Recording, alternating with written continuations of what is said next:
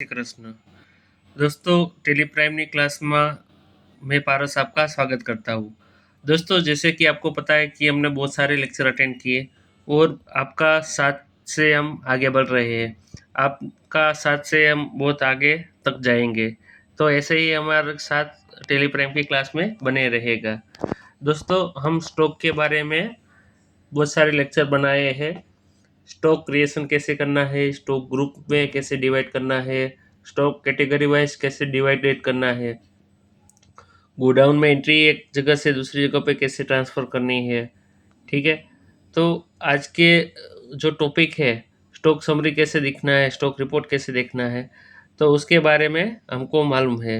तो दोस्तों आज हम आगे इन्वेंट्री मैनेजमेंट में आगे बढ़ेंगे। तो स्टॉक कैरी, भाई स्टॉक कैरी क्या होता है? ठीक है, कैरी नहीं मतलब वो मैंगो बोलते हैं गुजराती में। स्टॉक क्वारी, क्वारी कोरी का मतलब वो कोरी नहीं जो हम वो जो खदान होती है वो कोरी नहीं, ये स्टॉक की कोरी। ठीक है, मैं आपको इसलिए थोड़ा फ्री रखता हूँ कि आपको थोड़ा बहुत समझ में आ जाए कि हमको स्टॉक करी की उपयोगिता क्या है। DET, ठीक है, स्टॉक के लिए आ गया। शॉर्टकट की है, सॉरी क्वेरी, क्वेरी। अब ठीक है, आप स्टॉक का मैनेजमेंट समझ लो। ठीक है, अब मैं थोड़ा मिस्टेक कर रहा हूँ, ठीक है, बोलने में। इसका देखो शॉर्टकट की मैंने यहाँ पे लिखा है DET। ठीक है, आप जैसे DET करोगे, ठीक है, डिस्प्ले मोर रिपोर्ट, DET ये आपको शॉर्ट फॉर्म मैंने दिखा दिया। ठीक है, स्टॉक कैरी, स्टॉक कोरी पे जाने के लिए। कोरी मतलब वो कोरी नहीं, मतलब जो स्टॉक रखते हैं वहाँ पे। ठीक है, तो डी, उसके बाद में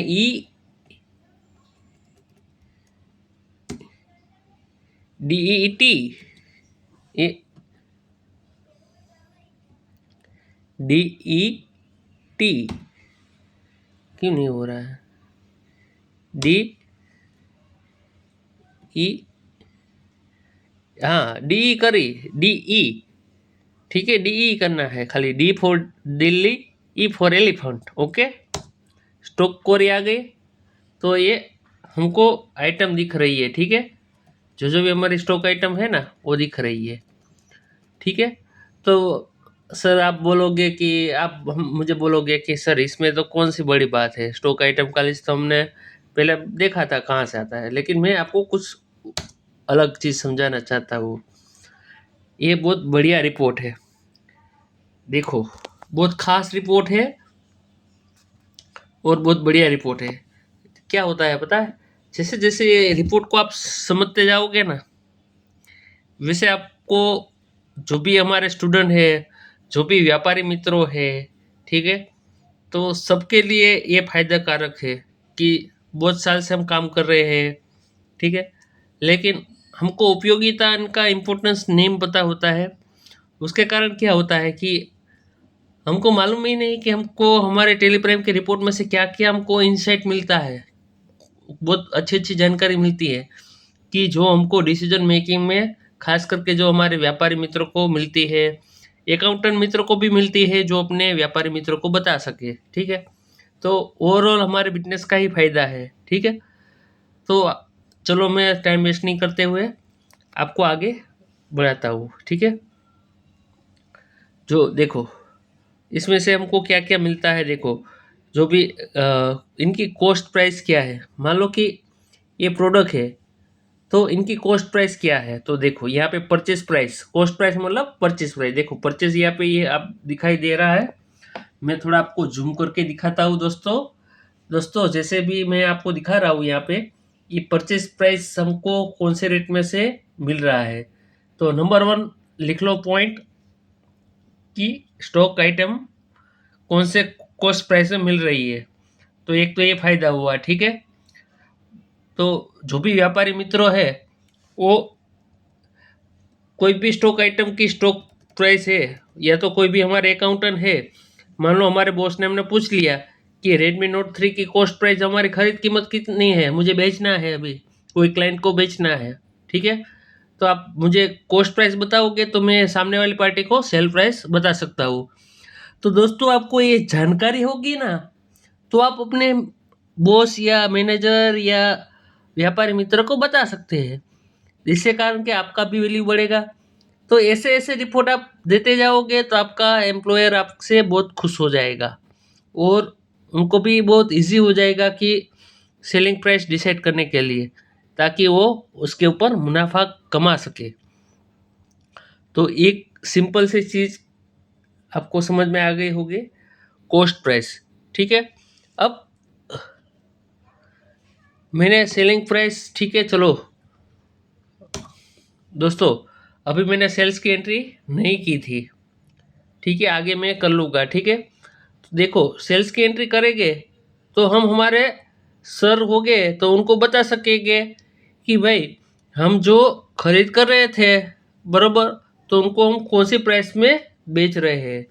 तो मान लो कि रिपोर्ट मांगा हमारे मैनेजर और हमारे सर ने, तो हम उस हमारे सर और मैनेजर को बोल सकते हैं कि हमने लास्ट टाइम हमारा जो भी ये प्रोडक्ट है वो हमने इतने % मुनाफा लेके हमने सेल किया था, बेचा था, बिक्री किया था। तो ये चीज़ हमको पता चल गई, ठीक है। तो ये भी आपको आइडिया मिल जाएगा सेल प्राइस के बारे में, कौन सी प्राइस के बारे में हमने सेल किया था। ये भी बहुत महत्वपूर्ण बात है, ठीक है। लास्ट सेल प्राइस क्या है वो भी पता चल जाएगा। मान लो कि बहुत सारी एंट्री होगी, मान लो कि यहाँ पे 7-8 एंट्री होगी, तो पता चल जाएगा कि हमने लास्ट में कितने प्राइस में देखा था, मिला था, बरोबर। तो उसके बारे में भी हम जानकारी मिल सकती है। उसके बाद में गोडाउन में कितना स्टॉक है, तो कि 5 हमने, ठीक है। तो यहाँ पे आपको दिखाई दे रहा है, जो नीचे देखो गोडाउन वाला बेच डिटेल है ना, तो उसमें स्टॉक रिपोर्ट भी हमको दिखाई देगा कि भाई कितना हमारे पास में स्टॉक है। तो कि भाई मेन लोकेशन में है मटेरियल, बरोबर, और 5 क्वांटिटी है। यहाँ पे एक सेल की होगी तो हमारा वो माइनस होके यहाँ पे आ जाएगी कि कितनी क्वांटिटी हमारे गोडाउन में बची है। तो आप अपने मैनेजर या बॉस को ये भी बोल सकते हो कि भाई हमारे पास 4 पीस पड़ा है, आप देखो एक सिंगल रिपोर्ट से क्या क्या काम हो रहा है, ठीक है। अब मैनेजर, अब कई बार ऐसा होता है, फिर सब कुछ पार्टी हमारा कर्मचारी, हम जो बॉस है वो मान लो पार्टी को बोल दिया, ठीक है, कि भाई हमारे पास ये मटेरियल है, उसने सेल प्राइस नक्की करके डील नक्की कर लिया। फिर ऑर्डर की बारी आई तो पता चला कि भाई हमारे पास तो मटेरियल ही नहीं है, ठीक है। मान लो 5 के बजाय हमने 5 यहाँ पे बता दिया हमारे मैनेजर या हमारे बॉस को कि भाई 5 क्वांटिटी पड़ा है, ठीक है। अगर अगर हमने ये बताया नहीं होता है, बरोबर, मान लो सामने से 6 पीस का ऑर्डर आया और हमने एक्सेप्ट कर लिया, तो फिर हमको प्रॉब्लम हो जाएगी, हमारा मार्केट से ट्रस्ट टूट जाएगा।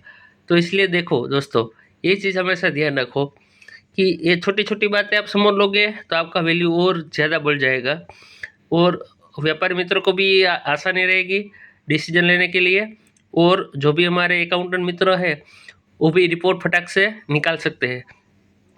उसके बाद पे हम सर को ये भी बता सकते हैं कि मान लो कि भाई 6 पीस का ऑर्डर आया, मान लो कि ये जेकेएल ट्रेडर्स में हमको जो भी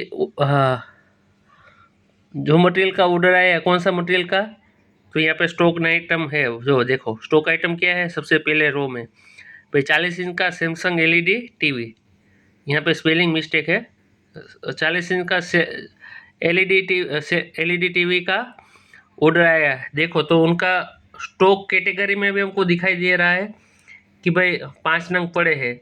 तो मान लो कि 6 पीस का ऑर्डर आया है, तो हमारे मैनेजर हमारे सेट को कन्विंस करने के लिए हम ये रिपोर्ट हमने दिया होगा, तो बता सकेंगे कि भाई सैमसंग के 5 टीवी है, तो अगर आपको क्रोमा का चाहिए तो एक क्रोमा का भेज दूँ। तो समझो हमारे व्यापारी मित्रों को डील क्लोज करने के लिए बहुत इजी रहेगा ये रिपोर्ट। तो बहुत ही खास खास एंड वेरी इंपॉर्टेंट रिपोर्ट है दोस्तों। तो इस तरह से आप हेल्प कर सकते हो और आपके अकाउंटिंग को बहुत बेहतर बना सकते हो। तो दोस्तों इसके बारे में और ज़्यादा जानकारी हम नेक्स्ट वीडियो में मिलेंगे। तब तक के लिए थैंक यू सो मच। जय Shri Krishna, good bye. Thank you so much. Teleprime की क्लास में जुड़ने के लिए आभार। जय श्री कृष्ण।